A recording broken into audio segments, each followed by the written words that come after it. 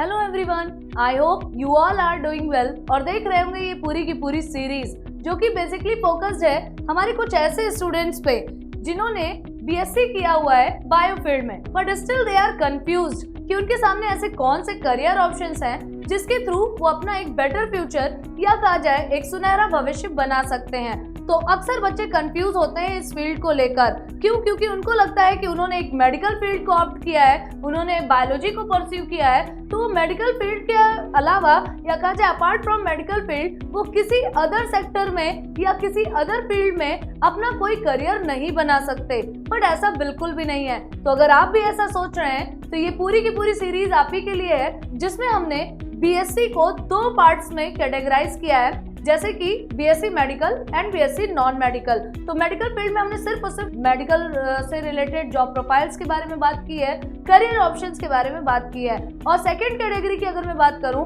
Non medical, तो उसमें हमने डिफरेंट काइंड ऑफ कहा जाए कि एग्रीकल्चर, आईटी, मैथ्स, वहाँ पे जो बीएससी जिन बच्चों ने किया है उन फील्ड से रिलेटेड करियर ऑप्शंस की बात की है। तो अभी हमारी ये जो सीरीज है ये बीएससी बायो स्टूडेंट्स के लिए है। तो आपके लिए हमने अपने डिफरेंट काइंड ऑफ एपिसोड्स के माध्यम से different kind of career options के बारे में डिस्कस किया है। तो आप चाहें तो उन सारे के सारे एपिसोड्स को देख सकते हैं। लेकिन आज का ये जो हमारा एपिसोड है ये बेसिकली फोकस्ड है एक कहा जाए कि काफी रिनाउंड एक जॉब रोल है आपका, जो कि बायोलॉजी टेक्नीशियन एसोसिएट से रिलेटेड है। अच्छा, इसके बारे में हमने जब आपसे, अगर आपने कभी कोई हमारी और करियर ऑप्शन की सीरीज देखी हो तो उसमें भी आपसे बात की थी। तो यहाँ पे देखिएगा, अगर आप एक बायोलॉजी टेक्नीशियन एसोसिएट बनना चाहते हैं तो उसके लिए आपका जॉब रोल क्या होगा, यानी कि what kind of responsibilities you will have to perform. ठीक है, तो number 1, you will have to help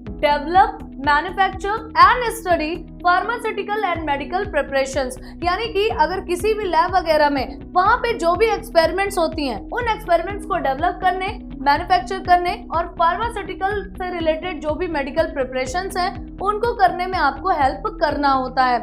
number 2, monitor experiments, test data for evaluation of research specialist and record results. यानी कि जब एक्सपेरिमेंट होते हैं तो आपको उन एक्सपेरिमेंट्स को प्रॉपर मॉनिटर करना होता है।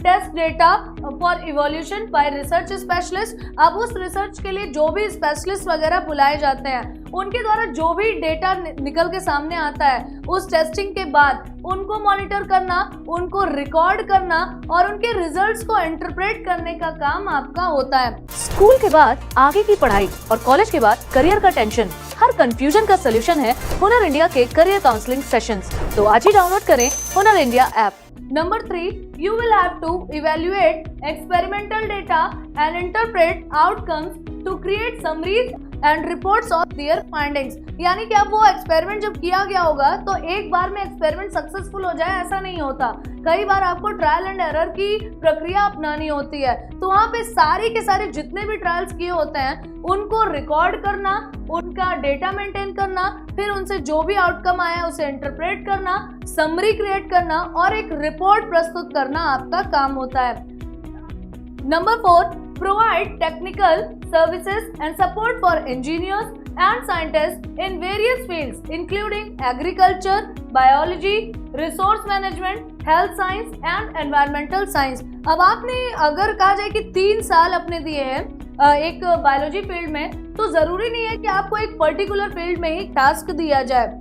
आप डिफरेंट काइंड ऑफ कंपनीज के साथ एसोसिएट होते हैं, तो हो सकता है वो कोई फूड इंडस्ट्री की कंपनी हो सकता है वो कोई फार्मास्यूटिकल कंपनी हो सकता है वो एग्रीकल्चर से रिलेटेड कंपनी हो, या फिर हो सकता है कि एनवायरमेंटल साइंसेस का यूज उस कंपनी में किया जाता हो। तो अगर इस टाइप की कोई भी कंपनीज हैं तो वहाँ पे टेक्निकल सर्विसेज देने का काम और सपोर्ट करने का काम आपका होता है as a biology technical associates.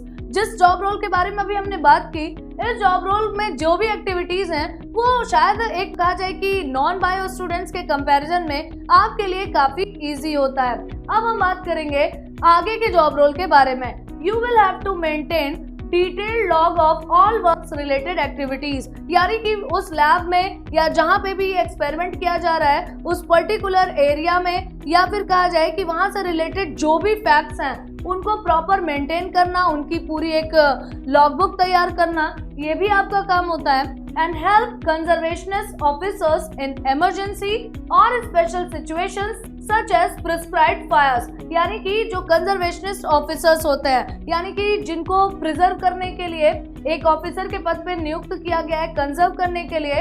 अब मान लीजिए कि एनवायरमेंटल साइंस की अगर हम बात कर लें तो आपको किसी भी एक पर्टिकुलर बायो रिजर्व से रिलेटेड या बायो रिजर्व में एग्जिस्टेड जितनी भी प्लांट के स्पीसीज हैं या एनिमल्स के स्पीसीज हैं उनके हैबिटेट को लेकर आपको रिसर्च करनी है।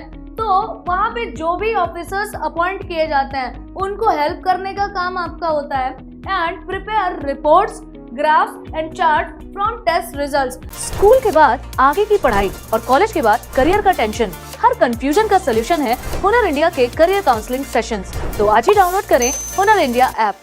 अब ये पूरी की पूरी जो कहा जाए एक्सपेरिमेंट होती है या ये जो पूरी की पूरी प्रोसेस होती है ये काफी लेंथी प्रोसेस होती है, एक दिन में कंडक्ट नहीं होती। लेकिन जब आप किसी को रिप्रेजेंट करते हैं तो वहां पे आपके पास इतना समय नहीं होता, तो सारी की सारी जितनी भी ऑब्जर्वेशन होती है उनको रिपोर्ट्स के माध्यम से, ग्राफ्स के माध्यम से और चार्ट के माध्यम से आपको प्रिपेयर करना होता है। अब हम बात करेंगे कि अगर आप इस जॉब रोल में इंटरेस्टेड हैं या फिर कहा जाए इस करियर को ऑप्ट करना चाहते हैं तो इसके लिए कुछ स्किल्स रिक्वायर्ड होंगे। Let's have a look on the skills. Number 1, lab equipment skills, यानी कि उस लैब में जो भी इक्विपमेंट्स यूज किए जा रहे हैं उनसे रिलेटेड जो भी स्किल्स रिक्वायर्ड हैं वो आपके अंदर होना चाहिए, because they can help you perform technical responsibilities such as cleaning, maintaining and operating equipment when conducting laboratory research, यानी कि जब भी उस लैब में रिसर्च वगैरह हो रही होगी तो उसमें जो भी इक्विपमेंट्स हैं अगर आपको इनसे रिलेटेड नॉलेज है